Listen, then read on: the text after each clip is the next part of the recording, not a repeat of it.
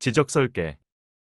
인류를 창조한 일로힘께서 마이트레아 라헬을 통해 인류에게 전하는 마지막 메시지. 도서구매 010-9178-6338. 배는 땅 위로 떠올랐다. 창세기 7장 17절. 이 구절에서 배가 물 위에 뜬 것이 아니라 땅 위로 떠올랐음을 분명히 알 수 있습니다. 물은 150일 동안이나 땅 위에 그여 있었다. 창세기 7장 24절. 대륙은 거대한 해일에 완전히 잠겨서 지구상의 모든 생물은 죽었습니다. 그 후 그들은 방사능 낙진의 위험이 사라질 때까지 기다려야 했습니다. 엘로힘께서 노아와 생각이 나셔서 바람을 일으키시니 물이 삐기 시작하였다. 창세기 8장 1절. 3단식 로켓 그 배는 상중, 카 3층으로 만들어라. 창세기 6장 15절 16절은 다시 지상에 착륙했습니다. 그 안에는 노아 외에 지구상의 각 인종이 한 쌍씩 타고 있었습니다. 창조자들은 방사능을 측정하고 그것을 과학적으로 제거한 뒤 노아에게 명해 몇몇 동물들을 밖으로 내보내서 대기에서 생존해 갈 수 있는지 알아보게 했습니다. 그것은 성공적이었지요. 동물들은 대기 속에서 살아 있었습니다. 창조자들은 살아남은 사람들에게 일하고 번식함으로써 그들을 창조하고 재난에서 구해준 은인들에게 감사하도록 명했습니다. 노아는 곡식과 가축의 소산 일부를 창조자들이 살아가는데 필요한 양식으로 공급하는 책임을 맡았습니다. 노아는 야훼 앞에 제단을 쌓고 모든 정한 들짐승과 정한 새 가운데서 번제물을 골라 그 제단 위에 바쳤다. 창세기 8장 20절. 창조자들은 인간이 그들에게 노여움을 품지 않는 것을 보고 기뻐했습니다. 그들은 인간이 진보를 원하는 것을 당연하다고 생각했기 때문에 두 번 다시 인간을 멸망시키지 않기로 맹세했습니다. 사람은 어려서부터 악한 마음을 품게 마련. 창세기 8장 21절. 인간이 목적하는 바는 과학적인 진보입니다. 각 인종은 본래 창조된 장소에 다시 배치되었으며 모든 동물들은 방주에 보존된 세포로부터 재창조되었습니다. 그들에게서 부족들이 세상에 갈라져 나간 것은 홍수가 있은 뒤에 일이었. 바벨탑. 그러나 지성이 가장 뛰어난 인종인 이스라엘 민족은 놀라운 진보를 이루어서 추방된 창조자들의 도움을 받아 우주 정복에 나섰습니다. 추방된 창조자들은 인간이 그들의 행성에 가서 인간이 지성적이며 과학적으로 진보했을 뿐만 아니라 평화를 사랑하고 감사할 줄 안다는 것을 보여줌으로써 자신들에 대한 용서를 받아오게 하고 싶었습니다. 그리하여 그들은 거대한 로켓, 즉 바벨탑을 건조했던 것이 이것은 사람들이 하려는 일의 시작에 지나지 않겠지만 앞으로 하려고만 하면 못할 일이 없겠구나. 창세기 11장 6절. 우리들의 행성 주민들은 이 소식을 듣고 매우 두려워했습니다.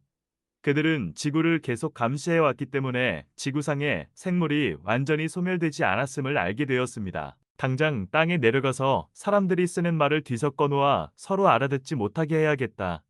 야훼께서는 사람들을 거기에서 온 땅으로 흩으셨다.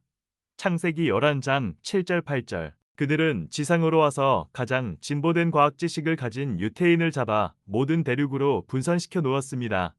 유태인이 흩어져간 지역은 미개인들이 사는 곳이었기 때문에 말이 달라서 아무도 그들을 이해하지 못했을 뿐 아니라 미개인들은 유태인이 가지고 있던 과학 장치들을 모조리 파괴해버렸습니다. 소돔과 고모라. 추방된 창조자들은 사면을 받고 그들의 행성으로 돌아간 그들은 자신들이 행한 장대한 창조의 경위에 대해 해명했습니다. 그 때문에 멀리 떨어져 있는 이 행성 전체가 지구를 주시하게 되었습니다. 이것은 지구가 바로 그들이 창조한 생물들이 살고 있는 행성이었기 때문입니다. 그러나 분산된 인간들 가운데는 복수를 꿈꾸는 자들이 있었습니다. 이들은 소돔과 고모라의 마을에 집결해서 과학의 비밀을 찾아내고 그들을 멸망시키려는 자들을 징벌하기 위해 원정을 준비했습니다. 창조자들은 무슨 일이 일어나고 있는가를 조사하기 위해 2명의 스파이를 파견했습니다. 엘로힘의 천사들이 소동에 다다른 것은 저녁 때였습니다. 창세기 19장 1절. 인간들은 스파이를 죽이려고 했습니다만 두 사람은 소형 원자 무기로 사람들의 눈을 못 보게 만들었습니다. 문 앞에 몰려든 사람들을 어른 아이 할 것 없이 모두 눈이 부셔 문을 찾지 못하게 만들었다. 창세기 19장 11절. 그들은 평화를 사랑하는 마을 사람들에게 마을을 핵폭탄으로 파괴할 테니 떠나라고 경고했습니다. 야훼께서 이 성을 멸하기로 작정하셨으니 어서 이곳을 빠져나가라. 창세기 19장 14절. 사람들은 마을을 떠나면서도 핵폭발에 대해서 잘 알지 못했기 때문에 서두르지를 않았습니다. 살려거든 어서 달아나거라. 뒤를 돌아보아서는 안 된다. 이 분지 안에는 아무데도 머물지 말아라. 창세기 19장 17절. 이윽고 소돔과 고모라에 원자폭탄이 떨어졌습니다. 여호와께서 손수 하늘에서 유황불을 소돔과 고모라에 퍼부으시어 거기에 있는 도시들과 사람과 땅에 더단한 푸성귀까지 모조리 태워버리셨다. 그런데 롯의 아내는 뒤를 돌아다 보다가 그만 소금 기둥이 되어 버렸다. 창세기 19장 24절에서 26절. 당신들도 이제 알다시피 원폭에 가까이 있는 사람들은 화상으로 죽게 되어 소금 기둥처럼 되어버립니다. 아브라함의 재물. 그 후 창조자들은 이스라엘 민족, 특히 그들의 족장이 창조자들에 대해 변함없이 호감을 가지고 있는지 어떤지를 알고 싶었습니다.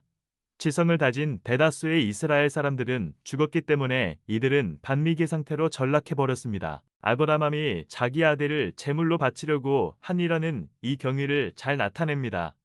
창조자들은 그들에 대한 아브라함의 감정이 충분히 견고한지 알기 위해 그를 시험한 것입니다. 시험은 긍정적이었습니다. 그 아이에게 손을 대지 말라. 머리털 하나라도 상하게 하지 말라. 나는 내가 얼마나 엘로힘을 공경하는지 알았다. 창세기 22장 12절. 지금까지 내가 당신에게 이야기한 것을 잘 이해하고 기록해 주세요. 그럼 내일 이야기를 다시 계속하지요. 그 우주인은 다시 내게 작별 인사를 했다. 우주선은 천천히 떠올랐다. 이번에는 하늘이 맑았기 때문에 우주선의 상승을 보다 자세히 관찰할 수 있었다. 그것은 서리 없이 상승하여 약 400m 상공에서 정지하더니 가열이 되는 듯 붉은색이 되다가 뜨거운 백색 금속체로 변한 다음 일종의 눈부신 푸른 자줏빛 섬광으로 빛나면서 완전히 시야에서 사라져버렸다. 감사합니다.